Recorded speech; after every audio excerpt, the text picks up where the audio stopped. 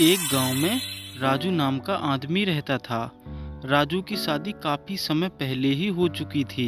वो बहुत ही गरीब था। उसके गरीब होने के कारण उसे कहीं नौकरी ही नहीं मिलती थी।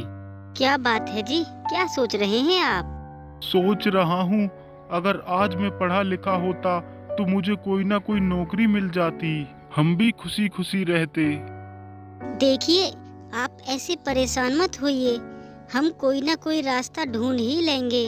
तुम सही कह रही हो, पता नहीं भगवान हमसे क्यों इतना नाराज है।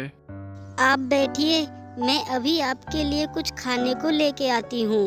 राजू अपनी गरीबी के कारण बहुत ही परेशान होता है। अगले दिन सुबह को राजू की पत्नी अपने कमरे में सफाई कर रही होती है। तभी थोड़ी देर बाद वहां राजू आ जाता है और अपनी पत्नी से बोलता है। सुनो, मैं बाहर जा रहा हूँ कोई काम देखने के लिए। ठीक है जी, जाइए आप आराम से। ठीक है, तुम अपना ख्याल रखना। उसके बाद राजू वहां से चला जाता है और राजू की पत्नी वहीं खड़ी खड़ी सोचती है। हे माता रानी, आज मेरे पति को जरूर कोई न कोई काम दिलाकर ही वापस भेजना। वहां राजू को रास्ते में एक आदमी मिलता है। अरे राजू भाई, क्या बात है? तुम बहुत परेशान लग रहे हो। क्या बताएं भैया, परेशान तो हम हैं ही। ऐसी क्या परेशानी है भाई जो तुम इतने परेशान हो? जरा हमें भी तो बताओ। अरे भैया, तुम तो जानते हो हमारे पास कोई नौकरी नहीं है। बस मैं समझ गया।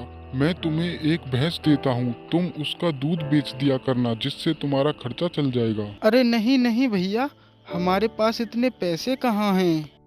अरे भाई, पैसे कौन मांग रहा है? जब हो जाए, जब धीरे धीरे दे देना। ठीक है भैया, जब तुम इतना कह रहे हो तो मैं ले लेता हूँ। ठीक है भाई, तो फिर चलो मेरे साथ।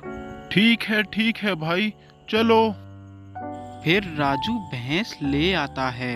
घर पहुंचते ही भैंस को देखकर राजू की पत्नी बोलती है।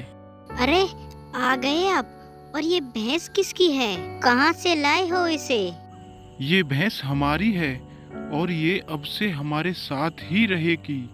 हमारी भैंस? लेकिन आपके पास इतने पैसे कहाँ से आ गए? ये भैंस हमें ठाकुर साहब ने दी है और कहा है कि धीरे धीरे इसके पैसे दे देना।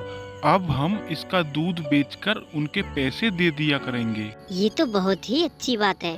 ठाकुर साहब सचमुच हमारे लिए भगवान हैं। तुम बिल्कुल सही कह रही हो। ठाकुर साहब एक बहुत ही भले इंसान हैं। चलिए, मैं भैंस के लिए घास काट कर लाती हूँ। भैंस के घर आते ही वो दोनों बिल्कुल सुखी सुखी रहने लगते हैं।